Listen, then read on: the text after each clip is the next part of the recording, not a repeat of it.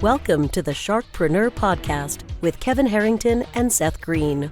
Kevin Harrington is the inventor of the infomercial, one of the original sharks from the hit TV show Shark Tank, and has generated over $5 billion in TV and digital direct response sales. Seth Greene is the world's first trusted authority on cutting-edge direct response marketing, a best-selling author, and the only 3-time Marketer of the Year nominee. On the podcast, Kevin and Seth interview sharkpreneurs who share straight talk on what it takes to explode your business. 49 faces looked to him in triumph. Over the last 12 months, they had each taken turns and promoted his business for a week at a time, driving over $987,342 in revenue. What if you had a network of 50 centers of influence who promoted your business every week for a year?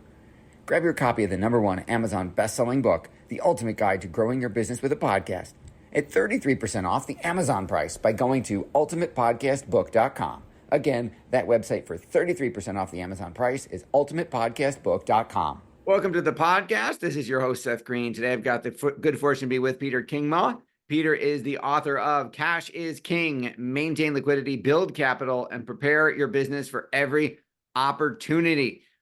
In the book and on the show, we're going to talk to working capital and cash strategist Peter and get an insightful discussion of why your company's cash position should be on an equal footing with sales, cost, and service, and how to make that all happen, which matters to all of us. So, Peter, thanks so much for joining us. Great to be here, Seth. Thank you. Our pleasure. Let's go back in time just a little bit. How did you get started? How does one become a cash strategist expert and a best-selling author? Yeah, so I've been doing this or working with companies on all aspects of cash and working capital for the past 20 plus years. My day job is I lead something called the working capital practice for Ernst & Young in the Americas. So in that particular capacity, I'm working with mostly very big global companies trying to solve these problems. And so I wanted to take that experience and maybe put it in a book form, and hopefully a fun book form. So it's not a textbook. It's hopefully easy to read. I create a fictional company with characters who are talking back and forth about problems. But I wanted to do that so that entrepreneurs and small business owners could kind of get that insight or those lessons that are so important to running and managing a business. I'm sure that obviously the longer version of that story is in the book. So I love that in the book you alternate. So there are a lot of books out there that are like business fables and attempt to teach all of the lessons through the fable. And then, as you mentioned, they're the more technical textbooky type books. I like that you go back and forth because it isn't a straight, every page is a fable. You go back and forth between your fictional company and the CEO is having a conversation and he's resisting and blah, blah, blah. And all of that is going on as you're teaching lessons separately from that. So how did you decide to do it? You kind of go both ways the whole way through. Yeah, well, listen, I've been accused of bringing parties to a halt when I talk about what I do for a living. And I recognize no one goes into business to focus on things like billing and collections and procurement management. We go into business because we've got an exciting idea or we're passionate about a product or service. But these seemingly boring concepts of billing and collections and all that can really trip businesses up. And so I thought it was really important to create something that was fun and engaging, but then also had very specific recommendations, best practices.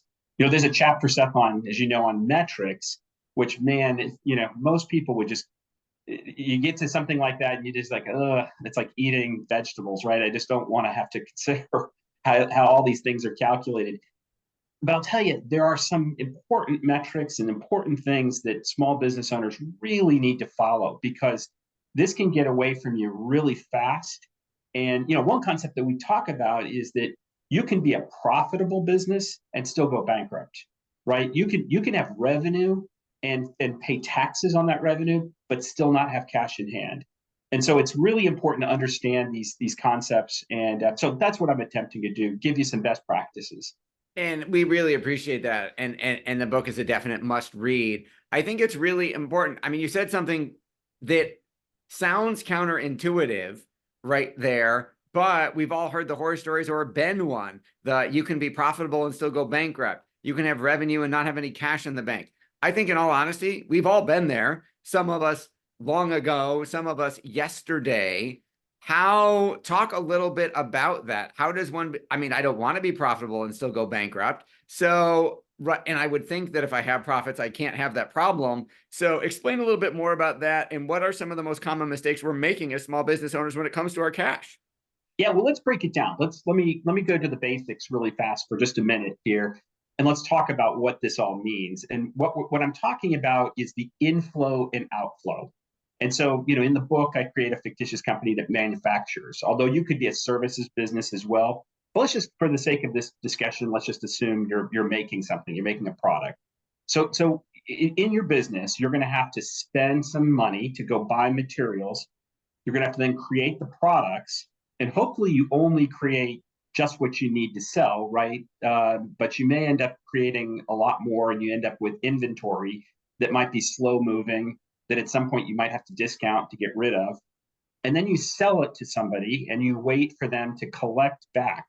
And so at each step along that process, that's what we call the cash conversion cycle. And like golf, you want that to be a low number. You want to convert your cash as fast as possible. So here's a crazy example, Seth. When I was right out of college, I was living paycheck to paycheck. But fortunately, my employer paid me on the 1st and the 15th. So I knew exactly when the money was coming in. And fortunately, my landlord said, your rent is due on the 5th. So I knew exactly when I had to make that payment. Now, let's just say my employer said, hey, Pete, we'll pay you 50% more revenue, but we're not going to tell you when we're going to pay it. We'll just pay it sometime randomly during the month.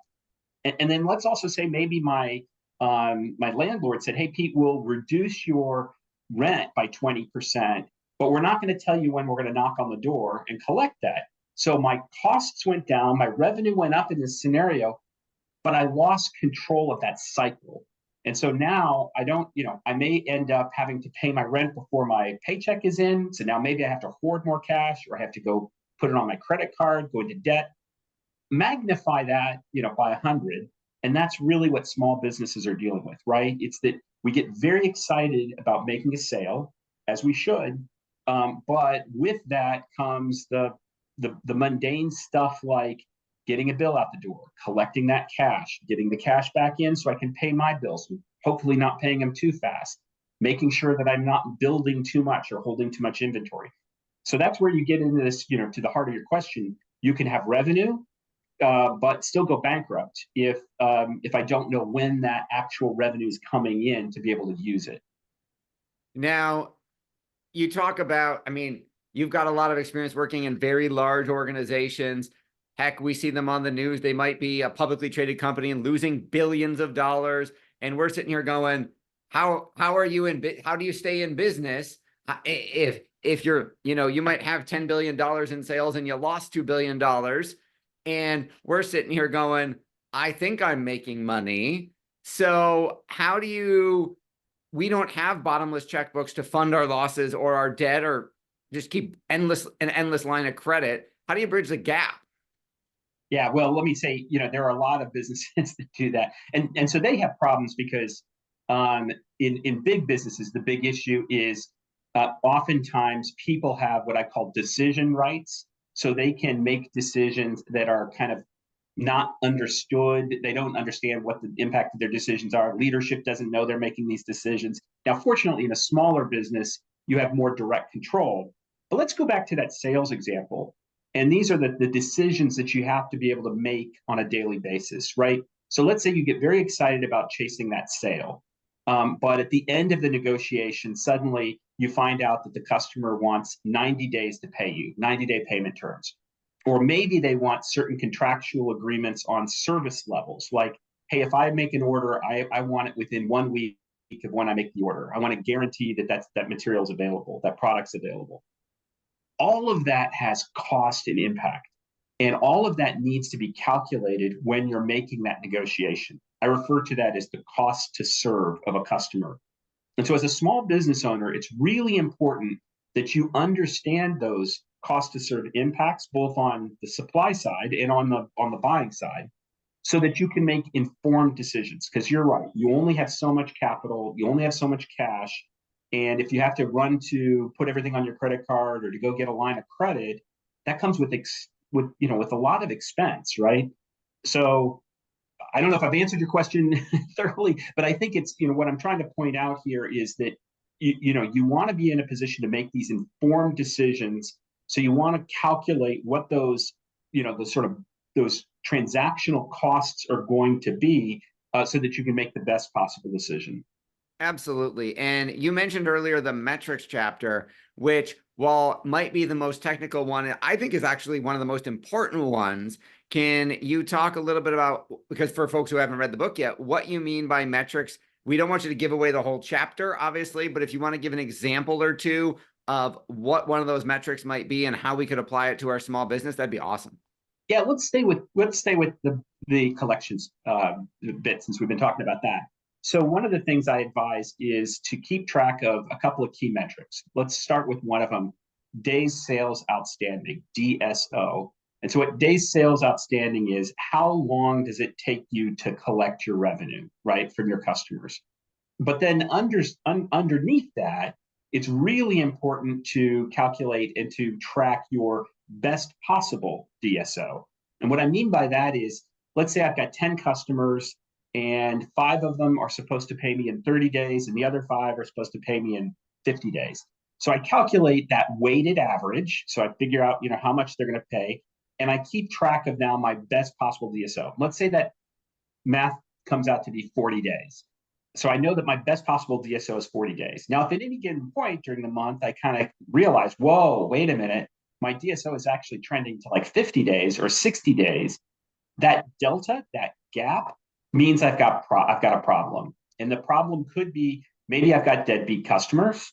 Maybe I need to reevaluate the credit. Maybe I need to stop sending them stuff or stop providing them service until they pay their bills. I bet you most often it's not that, honestly, in a business to business environment. Most often it's something I've done. Most often it's probably I didn't get the bill out fast enough, or maybe the bill required a purchase order number. The who I'm selling to wants to have a reference to a purchase order, and I didn't put it in, or I put it in incorrectly, or maybe I even just stupidly sent the bill to the wrong place. All of those things are within our control, and all of that is going to, that delta between your DSO and your best possible DSO. That's going to point to those failure points, and it's going to give you data to then start asking questions and to start digging in to figure out, what do I have to do to close that gap? So, and we go through, dozens of other examples of metrics like that. But that's why, as a small business owner, we don't like, I know we don't want to have to do this kind of stuff, but it's so critically important, because this is what's going to tell you whether or not you're healthy or not. And it's going to give you that sort of blinking warning light that, hey, I better pay attention to this. It's so important. You're so right about that. You've achieved so much success for your large client, for enterprise level clients, working at a global firm. What's your biggest challenge now? Well, it's the same challenge, unfortunately, and that is what I say is, we've done a really good job in business, understanding revenue, and a really good job understanding profitability, and a really lousy job understanding the balance sheet and understanding cash and all these decisions that people make that tie up cash. We went through the pandemic where the cost of debt was, nothing. And so we created this culture where people think, debt is, capital is free and debt is cheap. Now I think we're coming around to that, recognizing the interest rates are probably not going to go down anytime soon. But we've come to this point where, unless you are on top of it every day, people let this get away from them really fast. And they chase growth, maybe at all costs. And then all of a sudden they're building up all kinds of inventory that they can't get rid of, or they have to do fire sales on that, or they take on a bunch of new customers. They enter a new market or a new territory or a new type of customer that comes with a whole different set of commercial requirements or demands. Again, not saying that we shouldn't chase growth, just saying that we need to do it with the full information possible so that you can make that kind of trade-off decision. Absolutely. Your passion is obvious. What do you like best about what you're doing? I love it because I can measure what I do, right? This is not a squishy, feel good, rainbows and puppies kind of thing. This is very much I can measure. I can see the direct result. When I work with a client, either they come out with more cash in their pockets or they don't. And so I love that. And I can then see, for me, I'm working with big companies.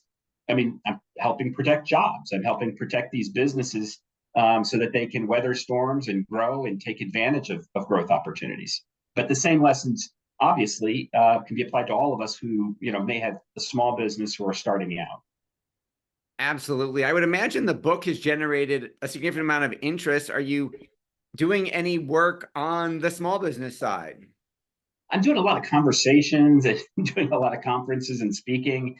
I personally am limited right now, given my the role I play. I really do advise very big companies, but at some point, I would love to get more active in on the small business side. But no, honestly, it's more of through the book, through speaking engagements, and through writing articles, that sort of thing. Awesome. Well, we know your time's incredibly valuable. We greatly appreciate you spending it with us. For our folks who are watching and listening, where is the best place for them to go get the book, Cash is King, and the best place for them to learn about you? Yeah, well, so the best place to learn about me is peterkingma.com. It's my first and last name together.com. On that website, I've got links to other podcasts, links to things I've written for other publications. So there's a lot of content there. You can also click from there you can buy the book on Amazon, on Barnes and Noble, whatever. And we just have an audio version out now. So if you're not a person who likes to read print and you'd rather just listen to it, there is a link to, you can buy the audio book as well. Awesome. Well, this has been Seth Greene for Sharkpreneur with Peter Kingma from Cash is King. Peter, thanks again for joining us. Thanks, Seth. Enjoyed it. Thanks, everybody, for watching or listening. We'll talk to you or see you next time. Why do so many businesses struggle while others seem to explode overnight? Do you wish you had the secret to this type of exponential growth? Now, I've scaled more than 20 businesses to over $100 million, and it's not just luck. In my new book with Mark Tim, Mentor to Millions, you'll learn the repeatable framework I use in all my business ventures for massive success. Order at kevinmentor.com and get over $1,000 in bonuses. Head to kevinmentor.com.